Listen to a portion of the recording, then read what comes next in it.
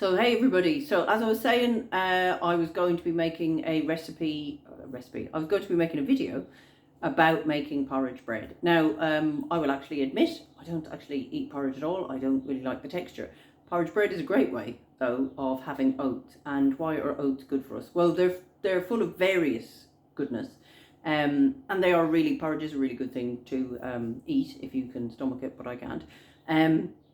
But oats are the main bulk, obviously, of porridge bread, and oats are full of fibre, so that's really good for our overall digestive system. But they're also full of a lot of other trace elements, vitamin B being one of them. Vitamin B1, which is really good for turning our food into fuel, and vitamin B5, which is a great vitamin for our red blood cells and stress relief hormone.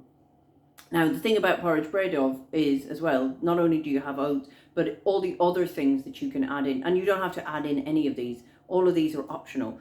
Oats, natural yogurt, bread soda, an egg, and maybe a drop of milk. That's actually all you actually need. I will show you today the recipe that I make. Now, I make this recipe. There are some things that remain consistent within this recipe, and I will put it below the video so that you have the bread soda how much and the oats how much and blah blah blah. But the nuts and the seeds and the milled flax seeds that I'm going to be using today, those are totally optional. And I'm also going to add in something else because I quite like the flavour. And it's wonderful sunny weather, so sometimes having something that's got a little bit of touch of sweetness in it without adding sugar, and I'm not going to add honey, but I'm going to add some actual bananas. So I'm going to bend the camera down so you can see my bowl, and I've put in my measured oats already. Great if you can get organic. I'm one of those people, make life as simple as possible. If you can get oats, use oats. If you can get organic, use organic. But don't set yourself up with this very high pillar that sometimes it can be hard to fulfill. Okay, so I'm just going to bend this down so you can see my bowl. So you should be able to see it there. So there's my bowl with my porridge oats in. So you're just going to add the dry ingredients in with this. So I've got some, this is milled hemp. I quite like that flavour of it. Some of my favourites here are sunflower seeds and pumpkin seeds. I like texture in mine. It's one of the reasons I actually don't like porridge, is because of the lack of texture. There's actually flax seeds in there as well. So I've mixed all of those up. So the other dry ingredient I was going to add is walnuts. And do you see what walnuts look like? They look like the hemispheres of brain. So they're really actually good for our brain health. And they've got great oil in them as well. And these are dried bananas. So I crushed the two of these together, and the pestle and mortar crushed is probably a bit hard. I broke them up slightly. The dried bananas, I'm not a massive fan of eating them like this, but when you cook them in the bread with a little bit of liquid, they come back, but they add a little sweetness. And the reason why sweetness is good, particularly in warm weather, is because it gives us a little bit of energy, but this is a natural form of sugar. And the walnuts, they add a bit of crunch, and they're good for your brain. So I'm going to dump those in as well and clean that out. So those are in they're all the dry ingredients in the bowl. So the other part of the recipe is the natural yogurt. So I've that measured out, and this is 500 millilitres. And I have one egg, and this was what I used to measure out the bread soda. So I'm just going to give that a quick whipping up. This is one of my favourite bits about the recipe, is when these react together. So I'm going to stir the two of those together.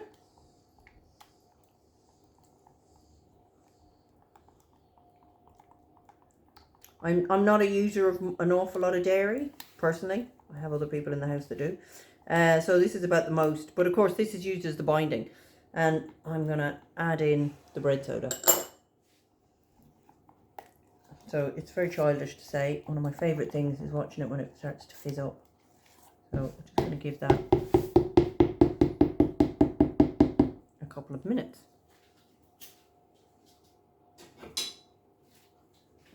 So you can see it's beginning to bubble up already. I don't know if you can tell. It's growing in the container. I know, it's pathetic really that I find that so funny every time I make it. But I just love it. And then while that's doing its job, I'm just gonna mix up the dry ingredients. So the idea would be you can put in fresh fruit.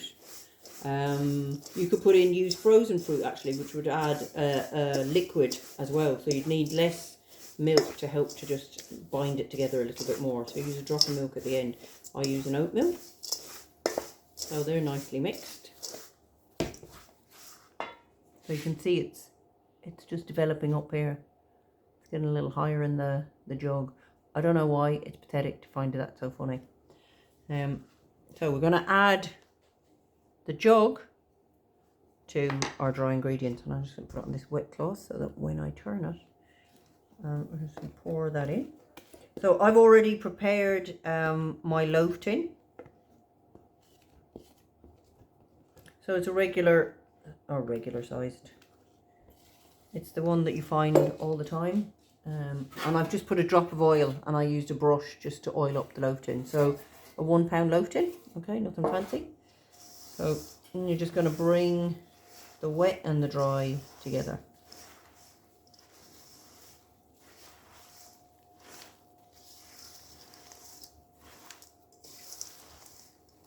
So you can Google and find lots and lots of recipes for porridge bread.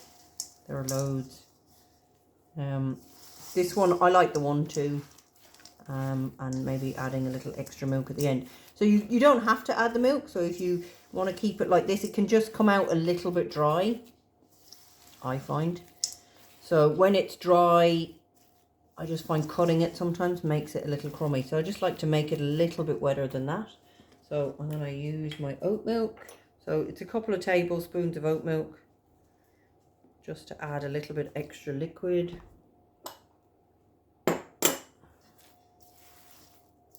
So you could add 3 to 4. That was just 2 there. We'll see how that goes. I think I might put in 1 more. So it's got a nice wet consistency. So then when you come to cutting it, it's a little wetter. So I find mine keeps rather well. I just wrap it in a cloth and I slice it, and you don't have to toast it, but I kind of like it warmed with a little bit of butter in it in the morning. I'm just going to add one more tablespoon. I love finding other uses for those little spoons. That's about a tablespoon.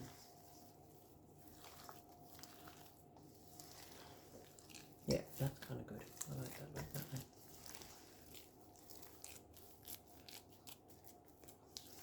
I mean, for years, I fed my children oats for years. My eldest son tried to feed me a spoon one time, and I was like, oh God, it's the texture of it for me. So this is a great way to get porridge, or to get oats in.